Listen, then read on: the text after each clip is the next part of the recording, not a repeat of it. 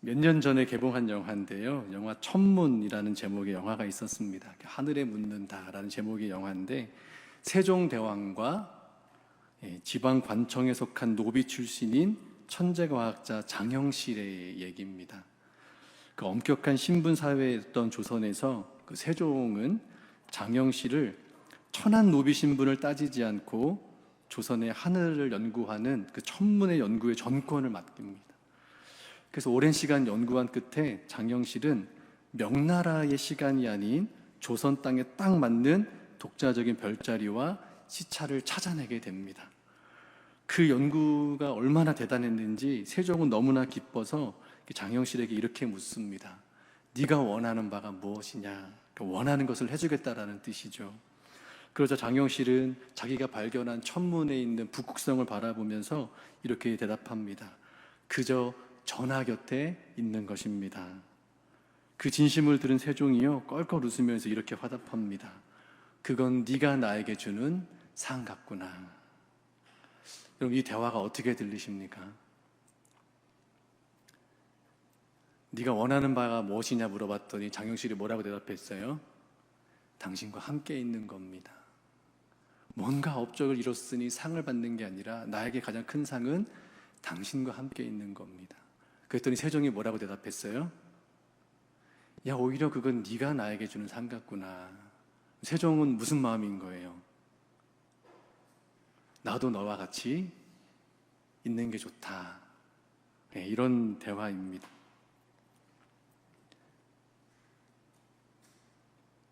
대화가 어렵진 않으시죠? 네, 여러분. 장영실은요, 세종의 명령이, 왕의 명령이 무서워서 일하는 노예가 아니었습니다. 그 왕의 꿈이 내 꿈이 되었고, 그 주인의 기쁨이 내 기쁨이 되었기에 자신의 온 삶과 열정을 바쳐서 조선의 시간을 만들어낸 세종의 우정, 친구였고, 능동적인 동역자였습니다. 그냥 일을 시켰으니 일을 해내는 사람이 아니라 그 일을 시킨 사람과의 우정, 그 사람과의 깊은 사귐을 나누는 그런 사이였던 것입니다.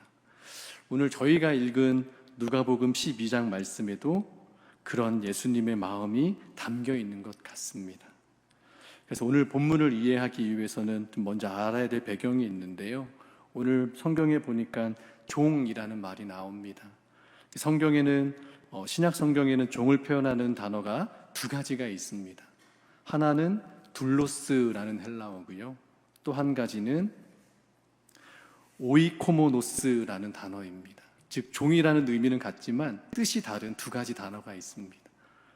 둘로스라는 뜻은요, 말 그대로 신분이 노예인 종을 말합니다.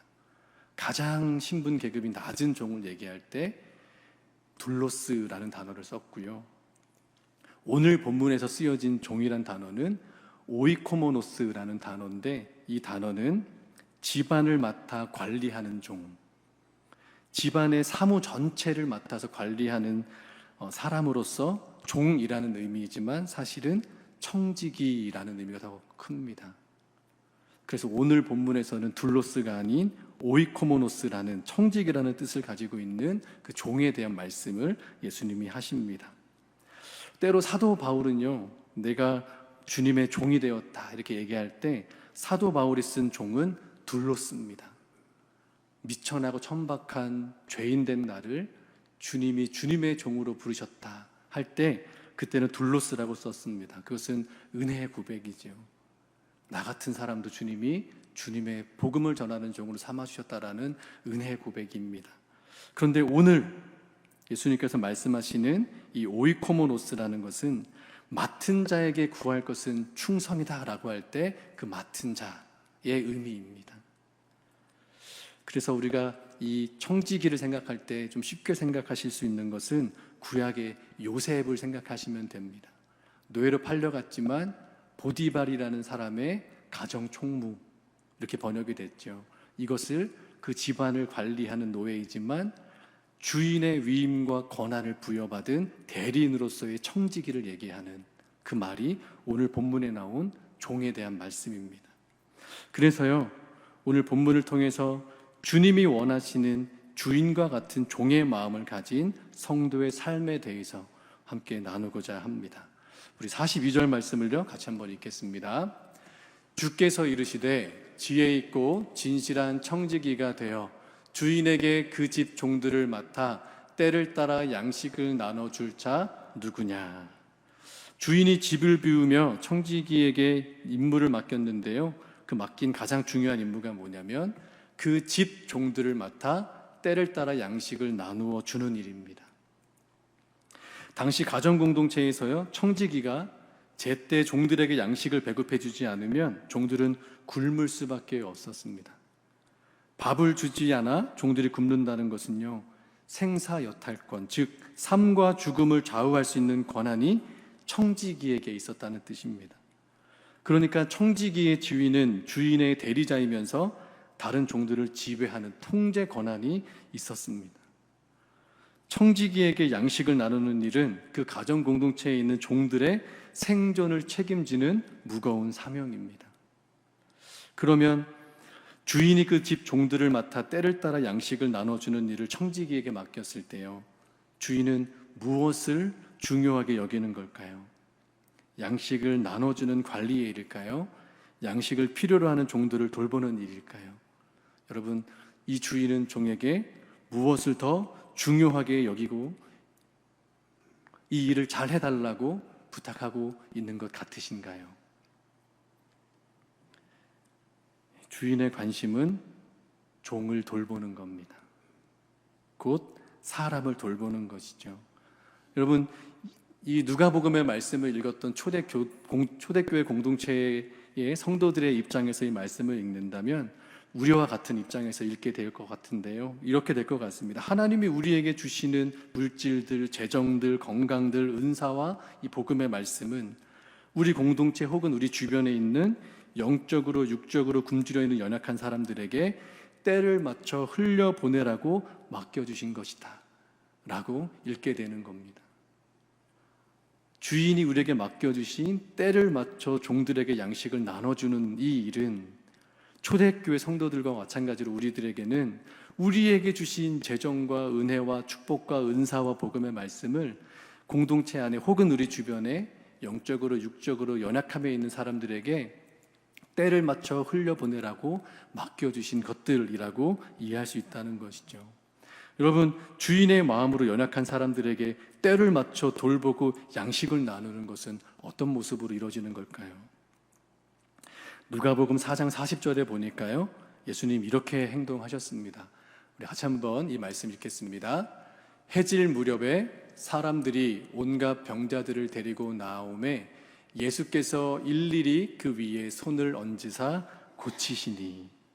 이 말씀은요, 누가복음 4장은 예수님의 안식일의 하루를 기록하고 있습니다. 제일 먼저 아침에 일찍 회당에 들어가셨을 때 복음을 선포하시고 하나님 나라의 말씀을 전하실 때 그 회당에 귀신 들린 사람이 일어나 예수님의 사역을 방해합니다. 더러운 귀신이 일어나 예배가 중단되어졌을 때 예수님은 그 귀신을 꾸짖으시고 그 귀신을 쫓아내시고 그 사람을 온전케 하시는 치유의 사역을 그 예배 때 감당하셨습니다. 그리고 그 예배를 무사히 마치셨습니다. 그게 오전에 있었던 예배, 안식일의 예배 때 일어난 일입니다. 그런데 점심때 베드로가 신방을 요청합니다. 우리 집에 가셔서 식사를 하십시오 하고 초청을 하고 갔더니 그 가정에 모였을 때 베드로의 장모가 열병으로 아파했죠. 그래서 예수님께서는 장모의 열병을 고쳐주시고 사람들과 함께 그곳에서 식사의 교제, 또 아름다운 축복의 교제를 나누셨습니다. 그리고 해질 무렵이 되었을 때 주님이 나오셨을 때 수많은 병자들이 예수님께 나와 있었던 겁니다.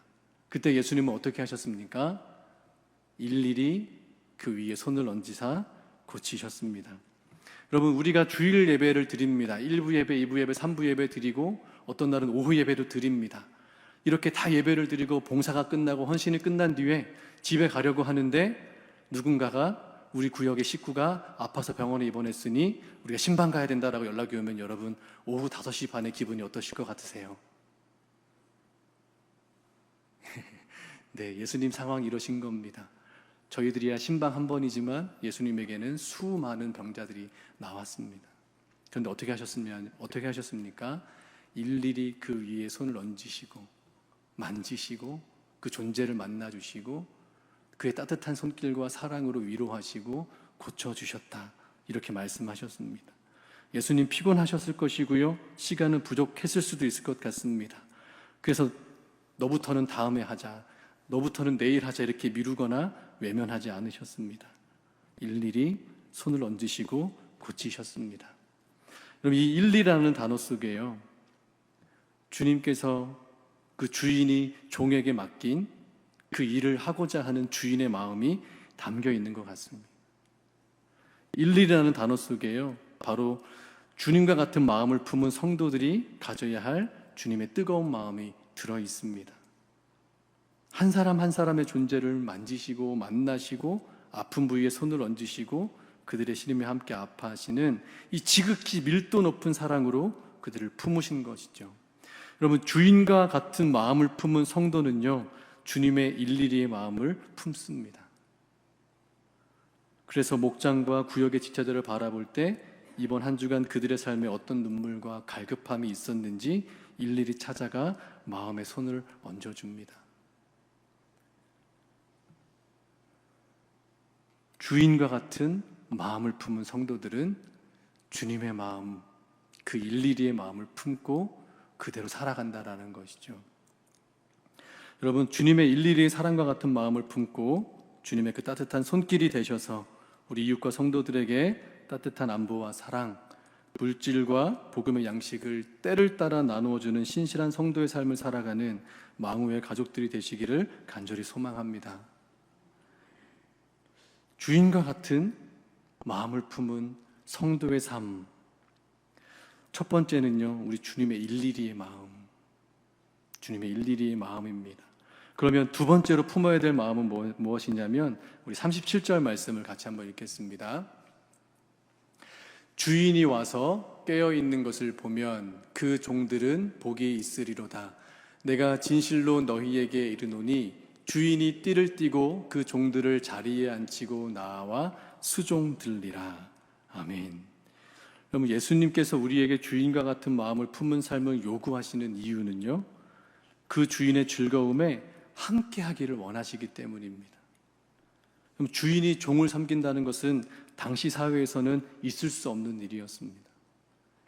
신분과 서열을 무시하고 높은 자가 낮은 자를 섬긴다는 것은 상상조차 할 수 없는 일이기 때문입니다.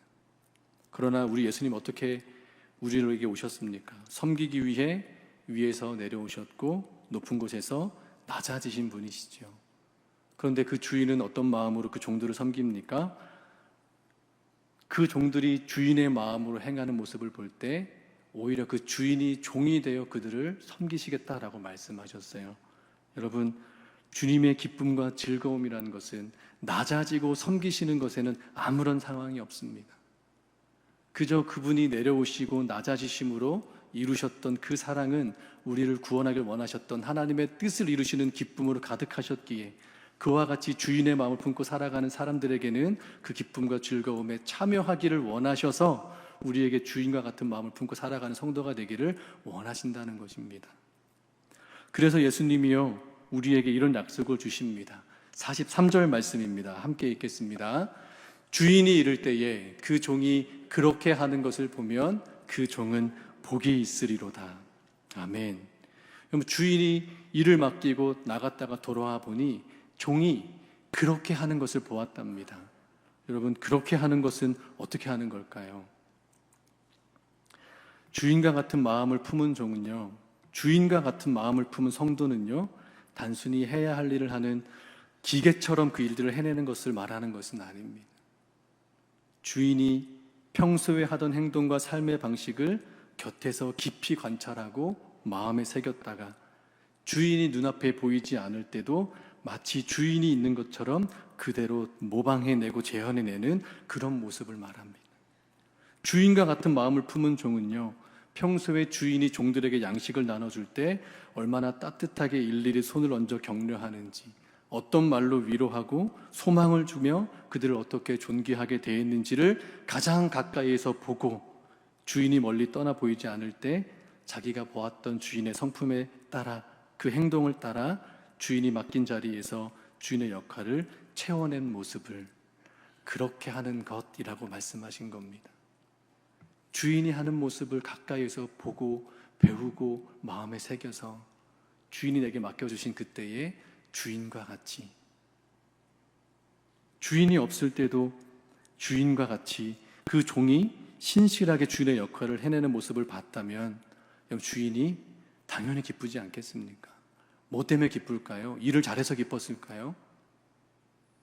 아니요. 너는 나를 닮았구나 하는 것 때문에 기뻐하는 겁니다. 그렇게 주인과 종의 친밀하고 연합된 관계를 증명하는 모습이 그렇게 하는 것을 보았다는 주인의 말에 담겨 있는 것이죠. 그 다음에 뭐가 따라옵니까? 복이 있으리로다. 주님은 주님의 마음을 품은 성도들이 그렇게 하는 삶을 보기를 기뻐하시고 그런 자들에게 기쁨과 즐거움의 자리에 초청하여 함께하기를 기뻐하십니다. 말씀을 묵상하면서 이 두 가지 주인과 같은 마음을 품은 성도의 삶에 대해서 두 가지를 묵상하면서요, 제 마음 가운데 이런 질문이 있었습니다. 우리 망우교회와 성도들은 주님의 마음과 비전에 얼마나 관심을 갖고 있을까? 주님이 보여주신 그 일일이의 사랑을 받은 대로 그대로 그 삶을 살아내는 것에 얼마나 관심을 갖고 있을까 생각하게 되었습니다. 여러분, 교회에서는 이렇게 하는 거야 하는 교회 생활을 배우는 것이 아닙니다. 진정으로 주님과 같은 마음을 품은 성도의 삶을 살아가는 자들이 모인 곳이죠. 주님이 맡기신 일은 이 교회를 관리하는 것이 아니고요, 사람을 돌보고 생명을 살리는 일입니다. 복음을 위한 헌신, 주인이 보여주셨던 십자가를 지고 우리를 구원하기 위하여 섬기셨던 그 삶을 따라 복음을 위한 헌신의 삶을 살아가는 것을 배우고 함께 살아내는 것이 교회인 줄로 믿습니다. 그러면 우리가 복음을 위한 헌신이 먼저 될 때 교회는 더 교회다워지는 것이라 믿습니다. 믿으십니까? 네, 여러분, 망우교회가 어떤 교회 되기를 소망하십니까? 주님과 같이 주님의 마음을 품고 살아가는 교회 되기를 소망하십니까? 소망하십니까? 네, 여러분, 소망하셨으면 좋겠습니다. 그래서 그 삶을 향해 나아가셨으면 좋겠습니다. 그래서 교회 공동체와 세상을 향한 주님의 그 일일이의 뜨거운 사랑의 마음을 회복하셔서 여러분들 주님을 만나셨던 그 뜨거웠던 감격의 자리부터 다시 일어나 그 예배를 회복하시고 하나님께 헌신하기를 다짐했던 그 기뻤던 마음들을 회복하셔서 주님이 하던 대로 나에게 주어진 오늘을 살아내면 주님 다시 오시는 날 주님의 구원과 즐거움의 자리에 나와 함께 하실 것이라는 그 소망을 가지고요, 오늘 우리에게 주신 그 사명을 온전히 감당해 나가시기를 간절히 소망합니다. 여러분, 교회를 사랑하십니까? 그러면 여러분, 구체적으로 어떻게 사랑하고 계십니까? 주님 이거 말씀하시는 겁니다. 주인과 같은 마음을 품은 종은요, 주인의 사랑의 마음을 품습니다. 그 사랑을 받아본 사람은요, 그 사랑을 가지고 살고 싶어집니다. 왜요? 그게 너무 좋으니까요. 그것이 너무 은혜로우니까요. 나를 통해 그 은혜가 일어나기를 소망하며 살아가게 되어집니다. 여러분, 우리 망우교회가 주님의 마음을 닮아가는 교회가 되게 하실 줄로 믿습니다. 주님과 같이 주님의 마음을 품고 행하는 교회가 되게 하실 줄로 믿습니다. 그래서 우리 성도분들 다시 한번 교회를 향한 그 마음을 통하여서 가장 먼저요, 여러분, 복음을 위한 헌신을 회복하셨으면 좋겠습니다. 교회 생활이 아니라 복음을 위해 살아가는 성도, 나를 통해 누군가를 살리시기 위해 십자가를 내오셨던 예수님처럼 누군가에게 일일이의 사랑을 보여주실 수 있는 성도들이 되시면 좋겠습니다.